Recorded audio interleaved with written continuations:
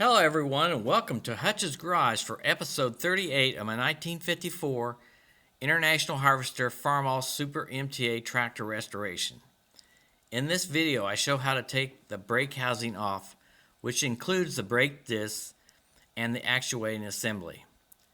The Bull Pinion shaft seal retainer is then taken out.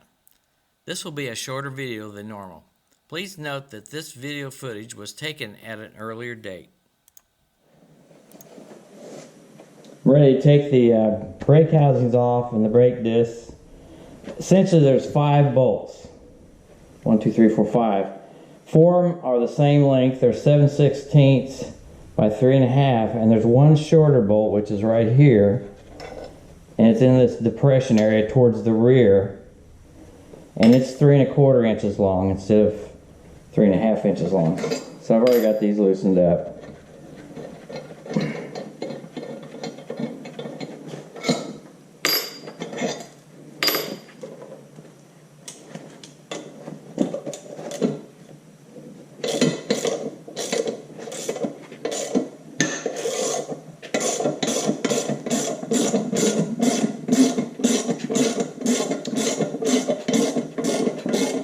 What you want to look for when you open this up, you may have seen it before if you got issues, is if the seal on the bull pinion shaft is leaking.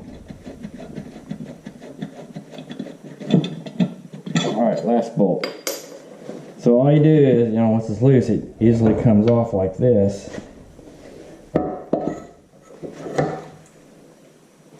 And then inside there's still a disc on here, which go ahead and pull off. It's double-sided. These are bonded, which I prefer. I've replaced them about 3 years ago, so they're in good shape. The surface area is got a little rusty, so we can polish that up with some sandpaper or something like that.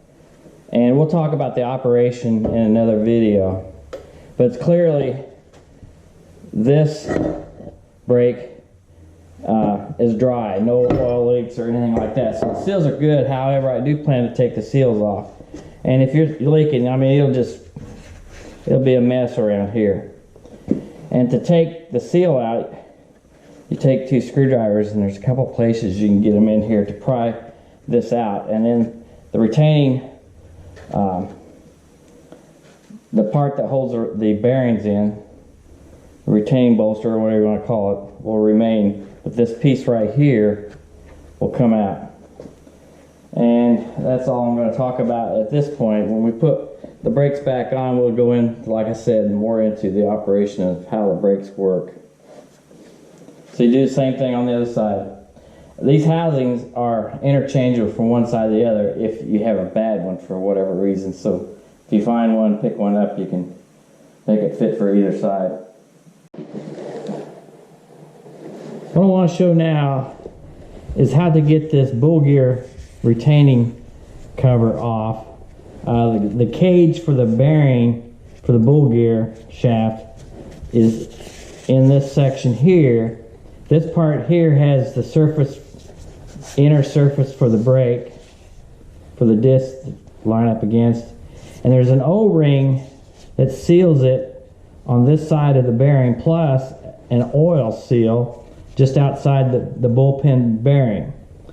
And the brakes, the discs go on here, and then the cover goes on, and it's held on by these 5 bolts around here. This is held on by several bolts underneath this, so you don't have to worry about when you take this off whether this is going to slip out. So what I'm going to do, you got to be careful because you could break this cast iron. So you want to just kind of start finding a spot, get a crack started. Okay, I got one there. And just kind of put some pressure on that O-ring, and then finally it'll slip free. Okay, that's not one.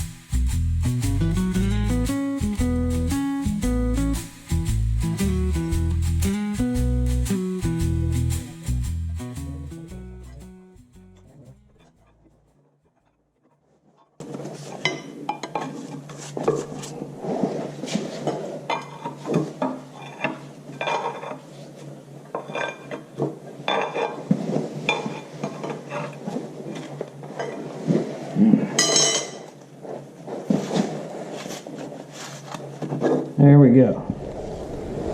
All right. So right here is the O-ring. I plan to replace that. And the inside is the seal. And you know, my punch mark is, I've got it up right now. What you want is that drain hole right there to be at the bottom. There's also another drain right here, and it's kind of plugged up right now with crud. And it's a little rusty in there and everything else. To knock the seal out, you drive it from this end out. So I'll set it on a block of wood and pound that out. So obviously the seal was good enough that we weren't leaking oil. At this point, you should be able to move that shaft back and forth. Gotta be careful, that bearing can come out too. So we're now ready to work on that retainer. Like I said, here's the bolts holding the cage for the bearing in. The differential, of course, is right through here, and the bull gears are back here. So I'm ready to knock the seal out. This is that left side bull gear retainer. And again, here's the oil seal here, and there's the seal. There's the lip there. It's an old Chicago rawhide with an international part number on it. So it doesn't take much to get these out, I hope.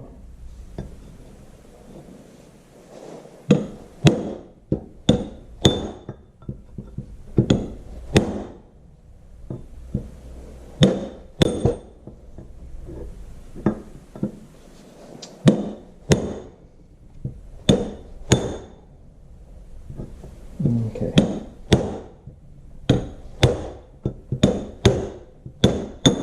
Okay, get that.